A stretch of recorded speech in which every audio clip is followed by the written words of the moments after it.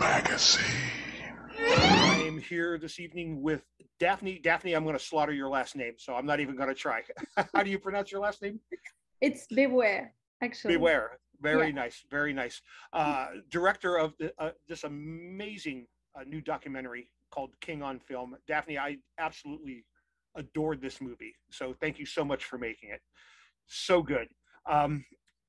I have so many questions for you, and we have so little time, so I'm not quite sure where to start. But how does this concept come around? How did you know I want to make this amazing documentary on Stephen King film adaptations?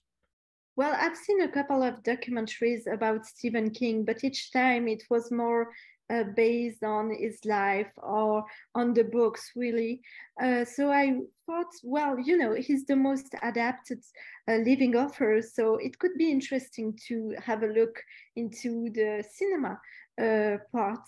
So I thought it could be nice to get the chance to talk with the filmmakers and especially the directors who adapted him, because they have so many great histories about how they came to Stephen King and how they adapted his books and put them on the screen. So I thought it could be great. I'm talking with my producer, Sebastian Cruz. We thought, okay, let's try. And we sent a couple of emails, and the next morning we got everybody was saying, yes, I'm on board. So we were like, okay, well, let's do this then. That's great. Yeah, you managed to get like what I personally consider to be the holy trinity of Stephen King directors with Frank Darabont and Mick Garris, and of course Mike Flanagan with his recent adaptations. So as the director, were you there for all those interviews? I mean, did they come to you, or you went to them, or what's the logistics of that? Yeah, absolutely, because I'm the one asking all the questions and talking with the directors. I'm always there for the interviews, and some of them we had to do them remotely because of COVID. So the directors who lived in Canada and Australia, for example, we had to do it remotely. So I was asking the questions through Zoom, which is not the best way to do because it's so much better in person, but it was great to meet them virtually. And after that, I had the great chance of seeing all of them in California and on the East Coast. So yeah, it was an amazing experience. How long was the actual production of this? How long did it take you from conception to finalization to put this all together? Oh, it took a long time because of COVID, actually, because we had to, the production had to be shut down for a bit because it all started in 2019 at the end of the year. And we finished the film like last year. So it took like 3 years to make this documentary, and it's I've never took so much time to make a film before. So it was like a difficult challenge, but at the end we are very happy, and we are so thrilled that we were able to make it. Yeah, absolutely. One thing I really liked about it is just how conversational the conversations were, particularly with Frank Darabont when he's discussing the Green Mile. I'd seen the Green Mile, probably a dozen times, but I watched it again after watching that interview with him, and it kind of just makes you watch the entire film in a different way. Did you go into these interviews hoping to get that, or did it just kind of naturally happen that way? Yeah, that they just became conversations as opposed to interviews. Yeah, it's something I always tell the directors before going on the interview. I always say, well, it's going to be conversational. I don't want something like too formal or something like that. I'm for sure, I'm always stepping back because I don't want to have my voice in the documentary, like it's not my place or anything.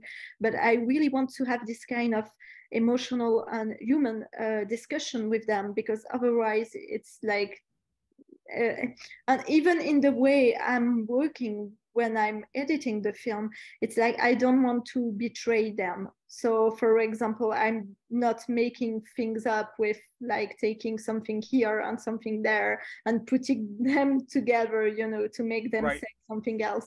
So it's really, I really respect that, and I really want to have them, you know, being able to talk like with me like something very relaxed and yeah. Yeah, it definitely came across as that way. I mean, I really appreciated the fact. I mean, I felt like I was just sitting in the room having a conversation with them, which a lot of times with documentaries, it can, you know, that can be a struggle sometimes because you definitely feel that the interviewer is trying to lead the conversation, and I didn't get that from this, and it was really appreciated. Oh, Um, thank you so how much. how involved, or was there any involvement by Stephen King in this at all? Well, actually, we just kept him updated about the project because I didn't want like to make a film that was with Stephen King in it, you know, because I thought, well, we are going with the filmmakers. I really want them to be free to say anything they want. But at the same time, we keep Stephen King updated.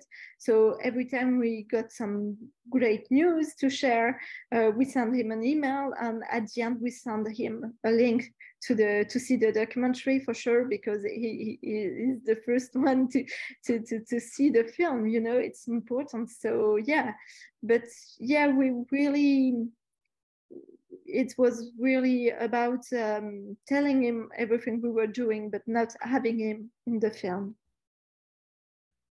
Yeah, so that's good. So he had knowledge of it, but he didn't have any active involvement in it per se. So, Yeah. you know, I think again that all, I think that all comes through in the documentary.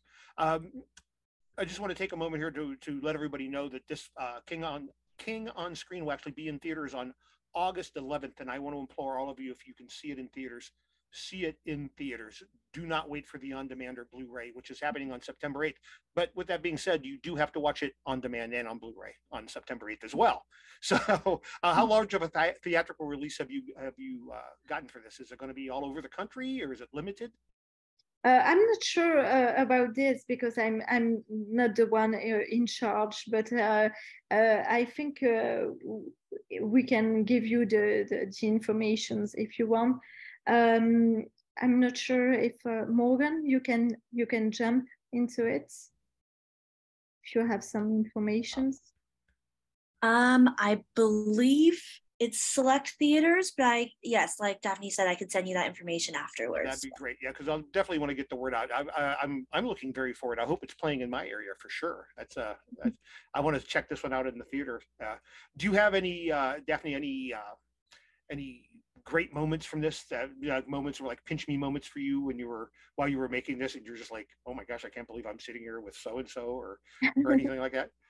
Yeah, I got this feeling with Frank Darabont because he was my favorite director since I was a child. Actually, I watched The Green Mile at a very early age, and it's a film that really had a huge impact on me.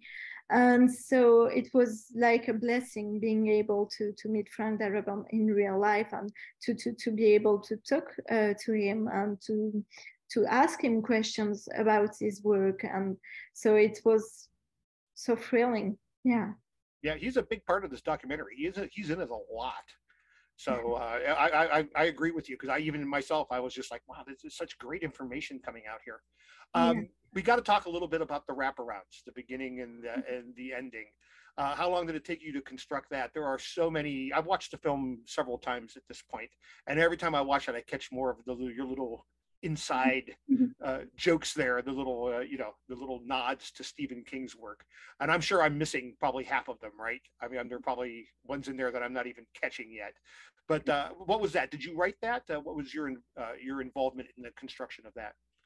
Yes, absolutely. I wrote the fictional introduction because we really wanted to have the feeling that the audience was entering into the Stephen King universe before having all the directors talking, you know, and it's something that I thought was very important.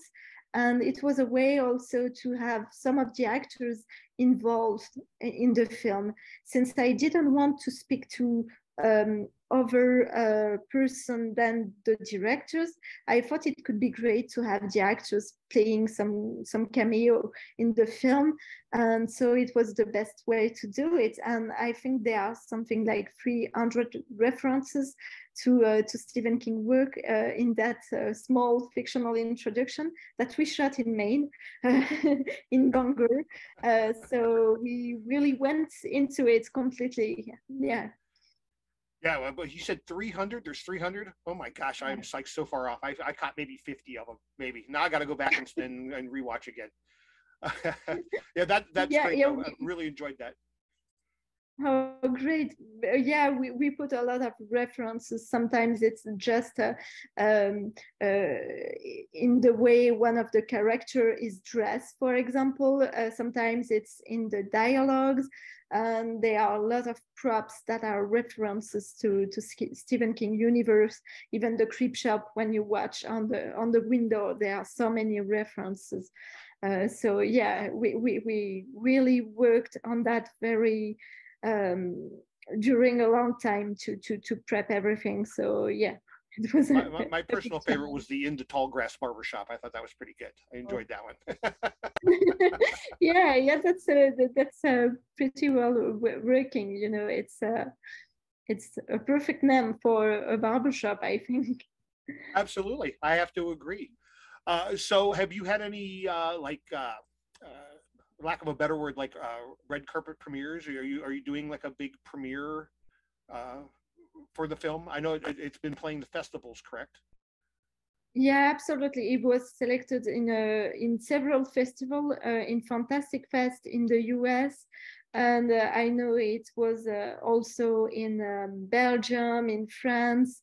I mean, in Spain. It was a little bit all over in all the festivals, but I'm not sure exactly what will happen after that, because they will be premieres, I think, in one premiere in Los Angeles, and I'm sure after, I'm not sure exactly. We're going to be watching for you out there on the red carpet, making your big stroll down the red carpet there.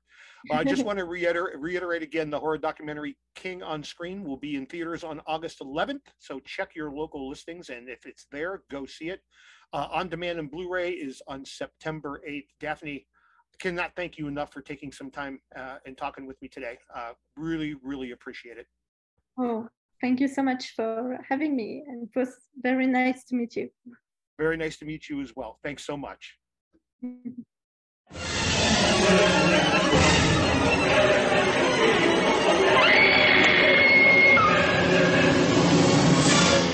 Gruesome Magazine.